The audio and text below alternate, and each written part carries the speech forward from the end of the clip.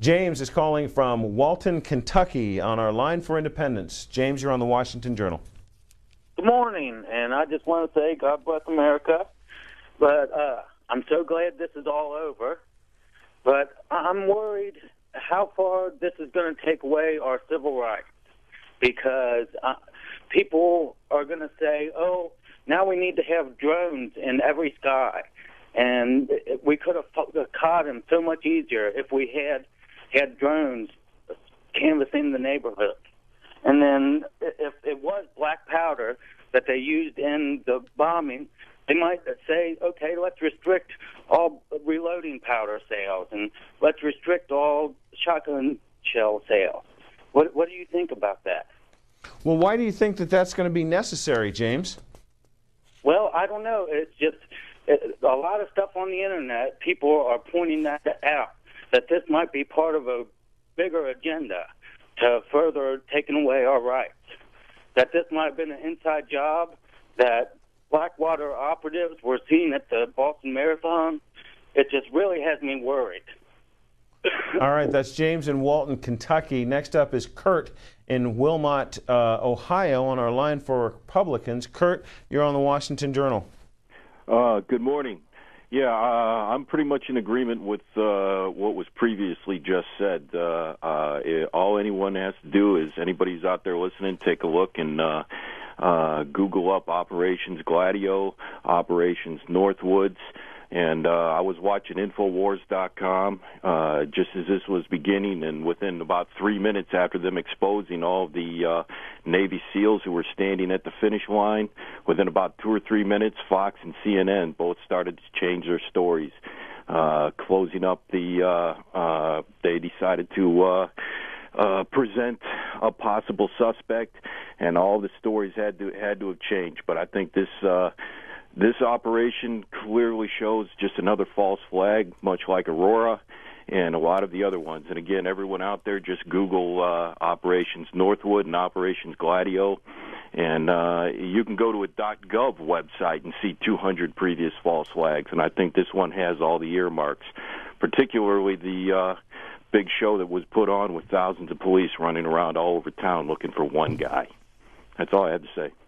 That's Kurt in Wilmot, Ohio. On Twitter, we've got this tweet from Don Ritchie, who writes, "When did we vote to give police the authority to shut down a metro area and lock millions in their homes to catch one criminal?"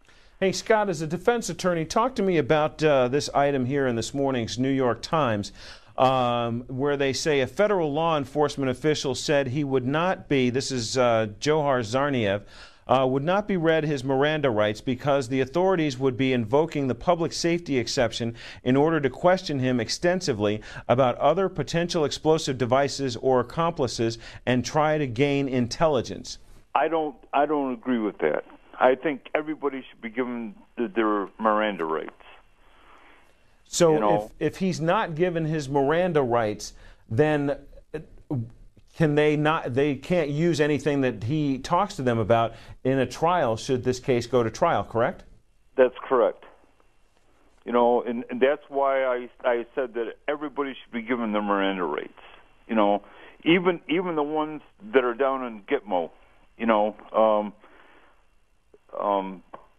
all those people should have been given Miranda rights and everything else. All right. Because that's how America works. More tweets coming in at C-SPAN WJ.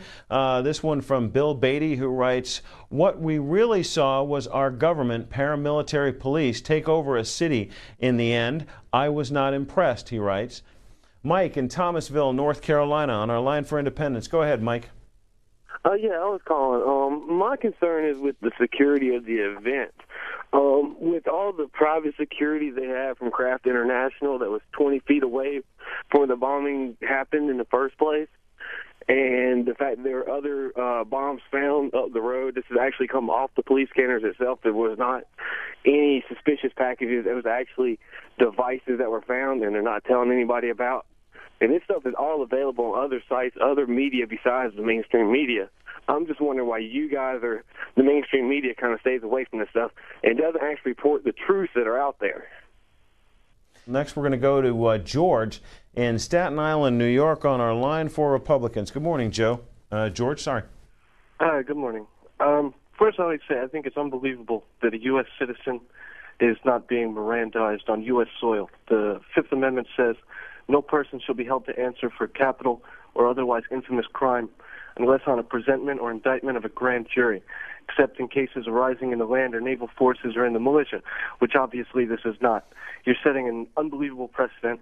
It's horrible. Second, I'd like to say the fact that almost 400 people have been killed by U.S. and NATO planes in the past 3 days while they've been searching for these people in Pakistan. It's crazy. And third, I don't understand how anyone believes this. There's been 25 terrorist attempts since 9/11, and 23 of them, the FBI openly involves giving them the materials, the equipment, and then calling it off at the end. This goes through. You have special forces and soldiers all over the place. You have 1 million people being taken out of their homes. Nothing like this has ever happened in the history of the world, and people are okay with tanks rolling down their streets. This is unbelievable and unnecessary for one suspect. How anyone can take this, I don't understand, but we'll see what happens. Our next call comes from Dan in Georgetown, Massachusetts, on our line for Independence. Dan, you're on the Washington Journal. Thanks for waiting. Hi, thanks for having me on, and my condolences to all the victims at the marathon there. But, unfortunately, I'm going to have to side with the last caller there. It's this fact that the FBI has been creating situations where they can, lock people up by starting a terror event, supplying weapons, giving them to patsies to later arrest, so we can have headlines of how we're protecting America and arresting these people. Several callers are correct. There were private contractors. I guess the name is the Craft, which Blackwater has changed, but they had the same insignia of a skull on their hat. And they were all over the finish line area. I mean, you can get on the net and look. We have witnesses. The coach from the University of Memphis stated that there were announcements made before the explosions went off that for people to stay calm, and this was part of a drill. During all this time, several explosions went off during Boston. Apparently, what were they doing? What were all these explosions going off as they were trying to find the killers? Dan, before I let you go, where is Georgetown in relationship to Boston and Watertown? Georgetown, about 30 miles north, straight up north, and so you weren't really affected by the lockdown and the search for the suspect? No, I wasn't affected just by the constant effect of the fear-mongering that's happening. We've as American citizens, I feel it's our duty to find the truth, wherever the truth takes us. Dan in Georgetown, Massachusetts. When a tragedy like this happens, with public safety at risk and the stakes so high, it's important that we do this right. That's why we have investigations. That's why we relentlessly gather the facts. That's why we have courts. And that's why we take care not to rush to judgment. Not about the motivations of these individuals, certainly not about entire groups of people.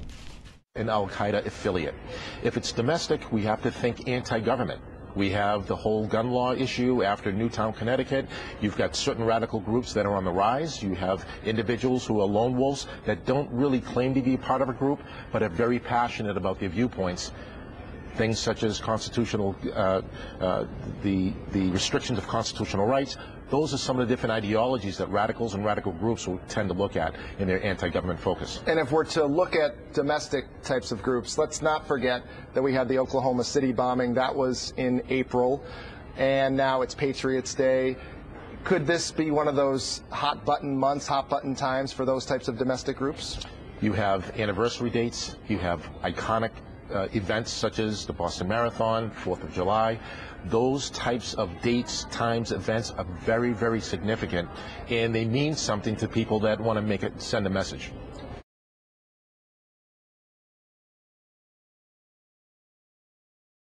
You see this? This is after the explosion. After both explosions. But this guy left the scene with his backpack on. You zoom in and you define it. His elbow cuts up right here, and that is his backpack on his back. He is leaving the scene with his backpack.